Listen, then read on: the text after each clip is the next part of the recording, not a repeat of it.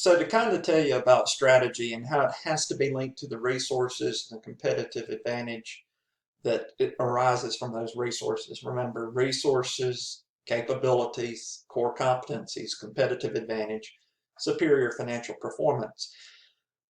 Keeping that in mind, I'm going to relate the story of JCPenney.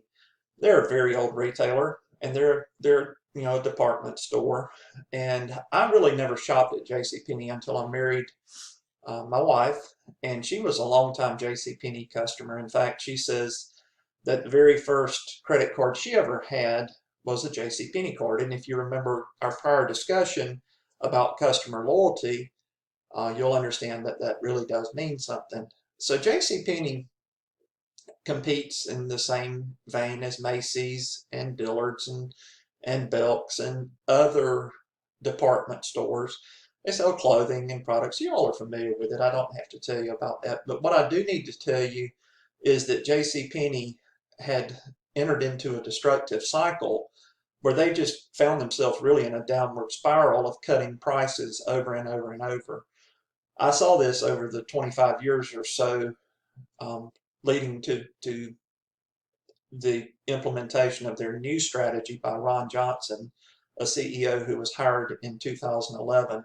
But what would happen is JCPenney primarily used to be catalog sales. This was obviously before the days of the internet.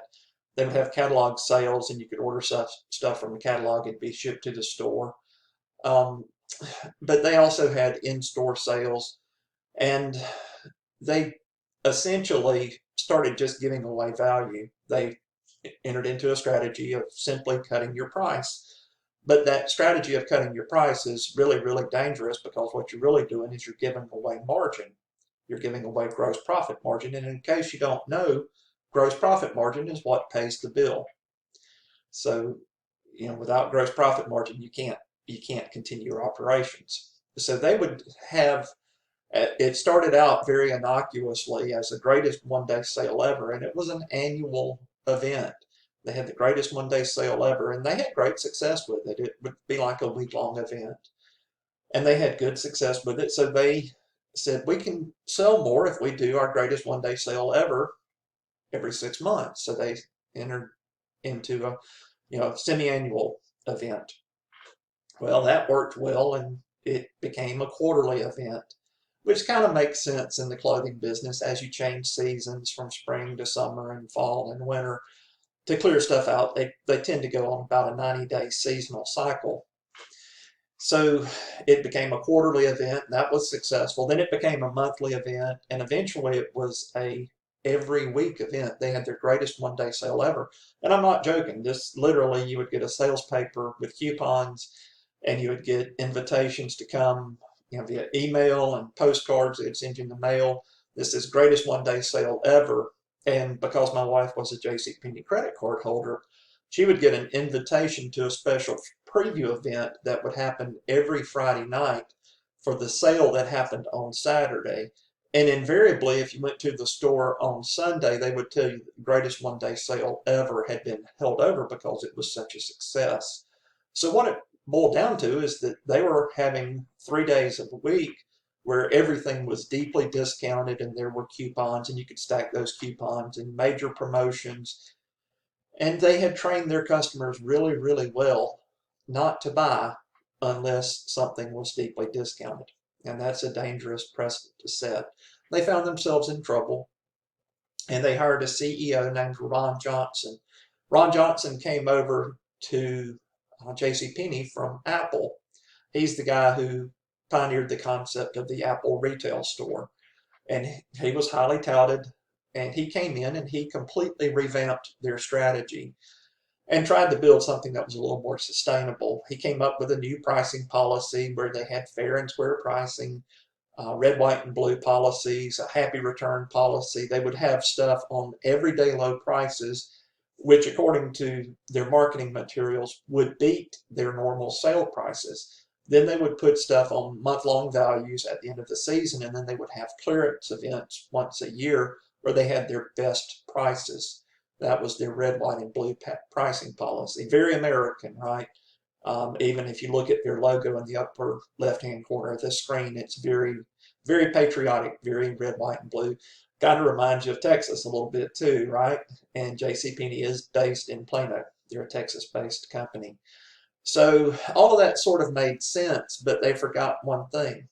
Their customers were very well trained that you only buy from JCPenney when stuff is deeply discounted, when it's on sale.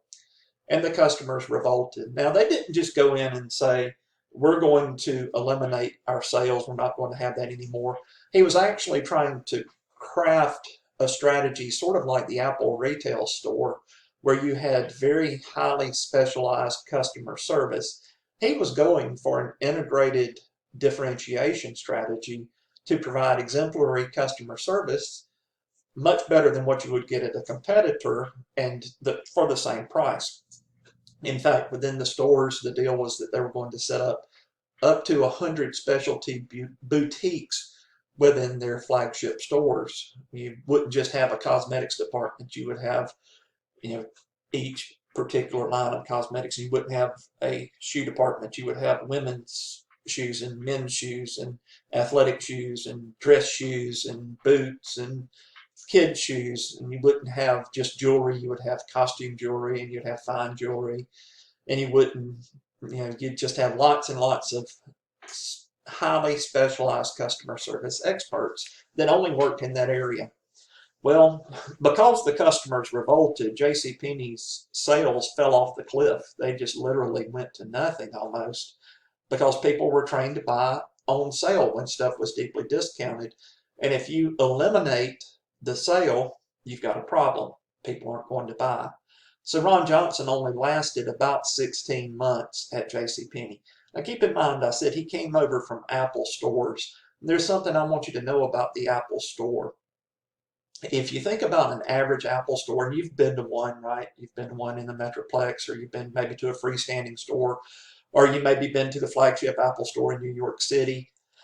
What you need to know about those Apple stores is an average Apple store does $50 million per year in sales. And you talk about a specialized retailer, but you think about the experience in that Apple store. There's somebody who specializes only in the iPhone XR. There's somebody who specializes in the iPhone Pro Max, or whatever the latest and greatest is. At their Genius Bar, people are highly specialized. It's a very high-touch experience. And that was Johnson's idea. He wanted to craft that in JCPenney.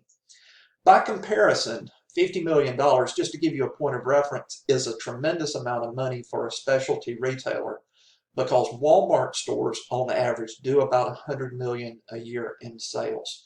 So this one specialty retail shop, the Apple store, does about half as much business in a year as a Walmart supercenter. So he had tremendous success at Apple, and they thought he could bring the success to JCPenney. Obviously, it ended very, very badly. He was fired from JCPenney. If you'd like to read a little bit more about it, because it's really a fascinating story, I've actually pulled up their website, or a website that has an article here, and it's an opinion piece. It says, Ron Johnson killed JCPenney, but he has become one of the brightest minds in retail. And that's on the observer.com. I simply did a search for Ron Johnson, JCPenney, or JCPenney Ron Johnson, and that was the first story that came up. If you'd like to take a look at it, it's a very fascinating story. So at any rate, that's it for chapter 4. I had hoped, honestly, to get all of chapters 4 and 5 recorded today, but I wound up with a lot more videos than I had anticipated. So there you go.